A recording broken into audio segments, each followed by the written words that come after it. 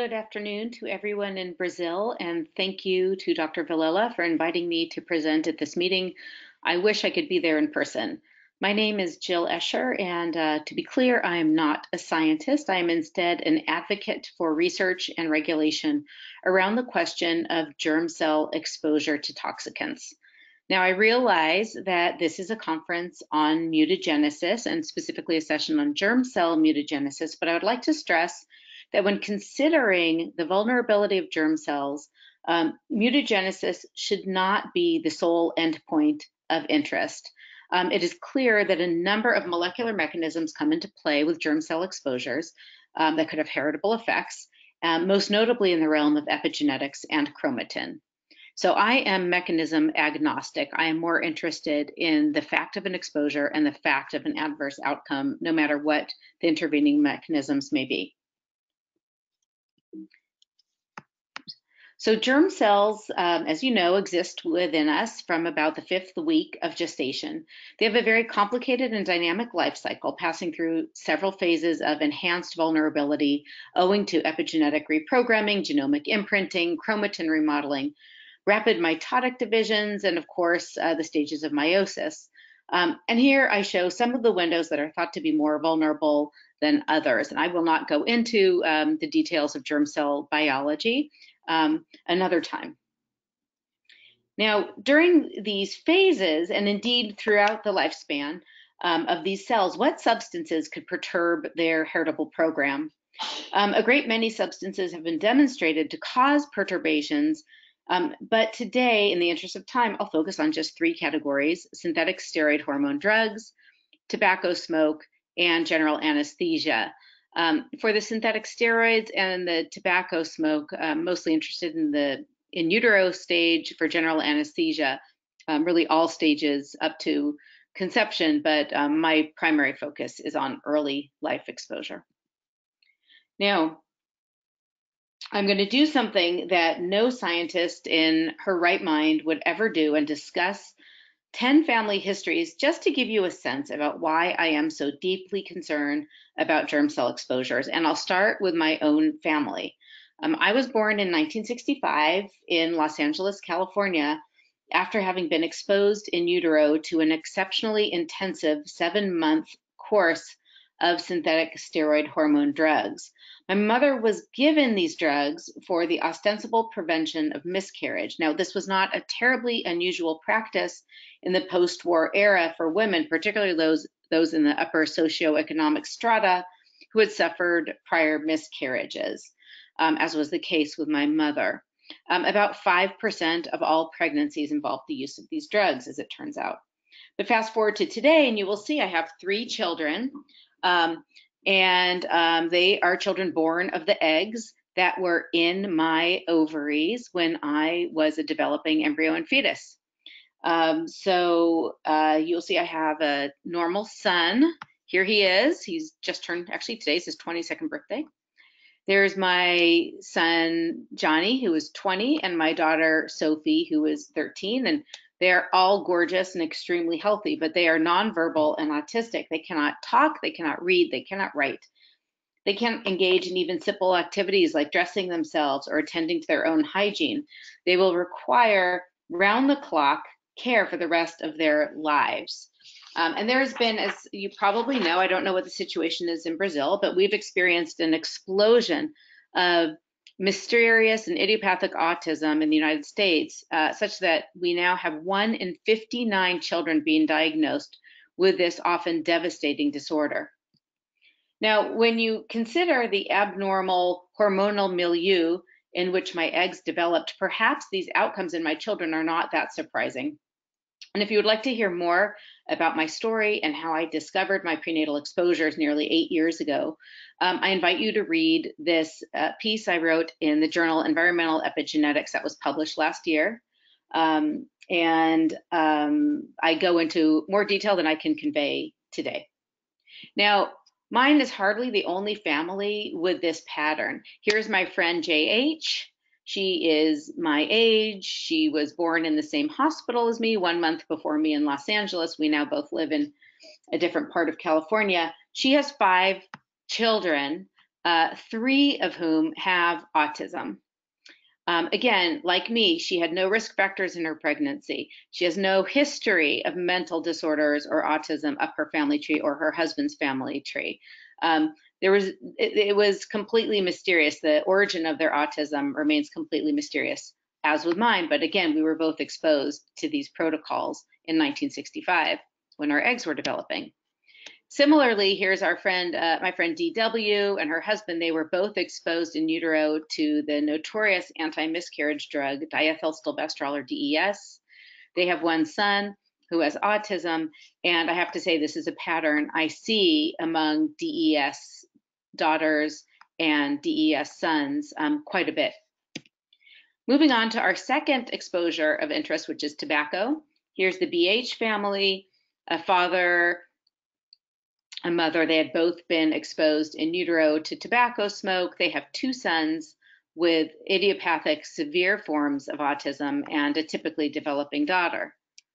And here is my friend DT, who has 2 sons. One has autism, one has ADHD. She too had been heavily exposed in utero to tobacco smoke. And I realized, back in the 60s, everyone smoked, this was common. So you might say, well, this is really something that you would see whether someone smoked or not. I would argue that in the case where a grandmother had been a heavy smoker, you do see an increased risk of autism in her grandchildren. We'll talk about that. Now, my third exposure of interest is general anesthesia. I'll give you just 4 examples in that realm. Here's my friend KR. She had been born in Nicaragua. When she was born, she underwent 2 surgeries as a neonate, one for the removal of a benign spinal tumor and another to repair a hernia. Fast forward to today, she lives in San Jose, California, near me. She has 2 very beautiful sons, and with both with idiopathic autism, and like most children with autism, and like mine, suffer severe learning impairments. And again, there were no risk factors with her or her husband. The only thing that stood out to me was her early life surgeries. Similarly, here's my friend FA. She has 3 sons, 2 of whom have autism. And she, very similar to the friend you just saw, she had surgery very early as a neonate at 2 days old to remove adenoids, apparently. Now, it's not just the fetal and neonatal period that concern me. I'm also concerned about later in childhood and adolescence as well. Here are 2 examples. Here's my friend AM, and she is married to her husband. Her husband suffered a gunshot wound at age, in a random accident, at age 9. He had 5 surgeries to repair and reconstruct the damage, 9, 11, 17, 18, and 21 years old. They have 3 children. 2 of them are normal, but their oldest son suffers a very, very extreme form of autism. He is constantly self-injurious and engaged in very damaging and disruptive behaviors. Now, she is not alone. Look at another friend of mine, DF. DF is married to her wonderful husband, who had suffered a gunshot wound at age 16 and underwent 4 corrective surgeries to his leg that year. They have 2 sons, one of whom is typically developing and another of whom has a severe form of autism and global developmental disorder. Now, you guys are all scientists, and you just heard me talk about a bunch of anecdotes, and science does not run on anecdotes. You are by nature and training very skeptical, and I completely admit that what I just presented was nothing but stories. But I want to stress that based on the information available to me as a rough control group, when the exposed parent had an unexposed sibling or siblings, those siblings tended to have typically developing children. And when the parents had similarly exposed siblings, we often saw similar pathologies in their offspring. This is the case with me. I have an unexposed older brother who has 2 typically developing sons, just as an example. But more importantly, what about the empirical evidence? What do we know about mechanisms? What do we know about how toxicants can perturb germ cells? What's being done in animal models? What's being done in humans? Are we doing anything in the realm of regulation to look at the effects of these drugs on the germ cells in the next generation? So let's take a look there. So when it comes to the synthetic steroids, the best researched of those with regards to germ cell effects is the drug diethylstilbestrol. In humans, there have been a number of studies because we know of the remarkable toxicity and carcinogenicity of this drug, probably one of the greatest drug disasters of all times. And here we can see that in the grandchildren, we see urogenital and reproductive tract defects, and also increased risk for carcinogenesis.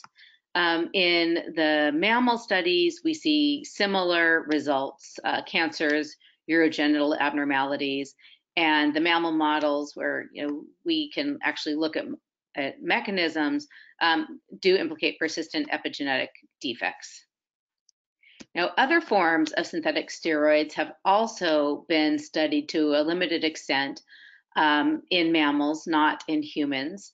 Ethinyl estradiol, which is present in many birth control pills, is associated with an increased risk of breast cancer and reproductive tract abnormalities in males in rodent models. With respect to corticosteroids, that was one of the drugs that I'd been heavily exposed in the first trimester, I should say, to prednisolone. So the corticosteroids are of interest to me. We see in the grandchild generation altered cortisol response, altered expression of genes in the prefrontal cortex, modified brain function and behavior, modified HPA activity, abnormal hypothalamic gene expression, as well as other pathologies in mammal models. And then, as you might know, there have been many, many studies on environmental endocrine disrupting chemicals. And I can't list them all here because there are just way too many of them. And I, sorry about that. I had someone just walk in my door. The one that I just want to point out, just from last year, rats were exposed to a variety of endocrine disrupting chemicals, and that resulted in altered socio-sexual behaviors in the F2 grandchildren, especially in males. Okay, and going on to our second category of exposure, tobacco and components. When there have actually been a few studies in humans on the grandchild effects of maternal smoking during pregnancy. We saw in a study from the UK published in 2017 that the F2 offspring had a higher risk of autism and autism-related traits when the FO gestating grandmother smoked. Similarly, in an unpublished study, hopefully published later this year, we see a higher risk of ADHD in the grandchildren. There have also been some epidemiological studies looking at asthma and allergies as an outcome, and we do see these increased risks in these epidemiological studies when the grandmother had smoked. And of course, as Dr. DeMarini will discuss, tobacco smoke is a likely human germ cell mutagen, with potential widespread population impacts on, and this was studied with respect to intellectual health in a paper by Beal et al. In 2017. Now, there have also been some mammal studies on the F2 effects, for example, finding increased risks for asthma and lung defects, and also when nicotine was in exposure, ADHD-like behaviors in offspring. These were studies out of Florida State University. Finally, on to my favorite of all of these exposures, which is the volatile anesthetic gases. This is a very common exposure. Up to about 75,000 pregnant women are exposed each year, 6 million children, about 1.5 million of whom are infants. We do know without any doubt at all that from a somatic point of view, these exposures do increase the risk for learning impairments, brain abnormalities, and behavioral abnormalities of exposed offspring. The mechanisms involve, among others, neuronal apoptosis, defects in synaptogenesis, and defects in cortical neuronal migration, leading to neurons being kind of lodged in the wrong places during that mid-fetal period when there is when the neurons are migrating up to the cortex. Now, in terms of mechanism, there is some research looking at this, probably not enough, but we do see that there is epigenetic modification of the genome, key changes in transcription factors leading to downregulation of target genes. The drugs do seem to modulate histone acetylation, and they may have a deleterious effects on transcription of genes crucial for proper synapse formation and cognitive development. Now, all this work is somatic. So what about germ cells and heritable impacts? Well, guess what? There is not a single study on heritable impacts of general anesthesia in humans. Not one that I can find. And if any of you can find it, please let me know, because I've been looking. And the situation is really not much better in mammals. We only have 3 published studies looking at the heritable impacts of these incredibly potent drugs, and 2 of them were just small little studies from the 1980s. 34 years later, we do see this other study out of the University of Florida finding that the use of sevoflurane in rats changes the grand offspring's gene expression, or brain gene expression, and they exhibited impaired learning behavior through the epigenetic modification of certain genes. Although this was a very small study, just looking at 2 genes, and hopefully there'll be a follow-up pretty soon. The males were more impacted, the females were at diminished risk. So what do? I look at all of this evidence, and I am struck by the almost complete lack of attention to germ cell vulnerability to drugs. And our process in the US, at least for regulation, really omits any attention to germ cell impacts unless it is proven that the substance, that the agent induces mutation. And I think that is far, far too high a bar. As I said, there are probably a number of molecular mechanisms that have persistent effects through the germ cells and can lead to impairment in the development of the offspring. So we are, in my opinion, decades behind where we need to be in terms of regulation. So I've become an incredibly pushy person trying to raise this issue and pushing for awareness and regulation and research. And these are just some examples. I file FDA petitions asking the FDA to examine germline impacts or require the examination of germline impacts of pregnancy drugs. So far I've been rejected, but I feel at least I'm raising the question. And then, for example, I've found some kindred spirits at the EMGS. So thank you, EMGS. And for example, we are with Dr. Marchetti and Dr. Zimmerini and several others. We are putting together the world's first meeting, a workshop on the heritable hazards of smoking. This is the time to finally get this issue on the table. We're very concerned with somatic effects and really ignoring what could be happening through our gametes.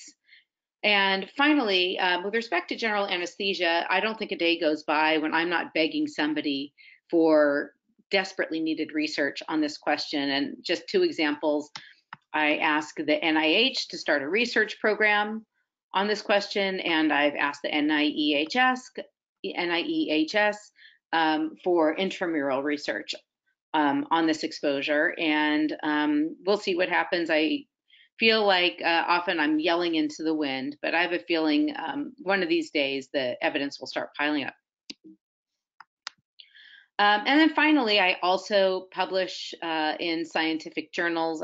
Here's a commentary published this year with my co-author, Sue Robati, in which we call for pregnancy drugs of the past to be reevaluated as potential contributors to the missing heritability of many pathologies that are now increasing in prevalence, and that includes autism, ADHD, asthma, and allergies.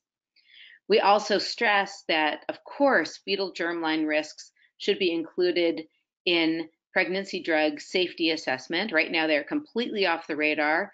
There is really no effort really being undertaken at all to consider these tissues as at all important when we're assaying risks of drugs in pregnancy. And finally, we call for intensified research to ascertain generational impacts, in particular of diethylstilbestrol, DES, which really is a vanguard question of human germline toxicity.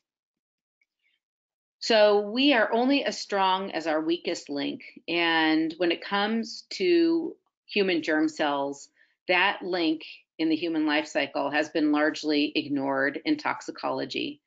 And I think it's time for us to change our mindset and put germ cells, which are truly the most important cells in our body, front and center, when we think about the hazards of drugs, not just with respect to mutagenesis, but with respect to any mechanism that can lead to impairment in the offspring. So with that, if you have any questions, I can't be there to answer them, but please feel free to email me anytime. You can also find my website at germlineexposures.org, and that's kind of crammed with lots of information like that I've been talking about today. I really appreciate this opportunity to bring this topic to all of you in Brazil. I thank you for your kind attention. I wish you a successful meeting.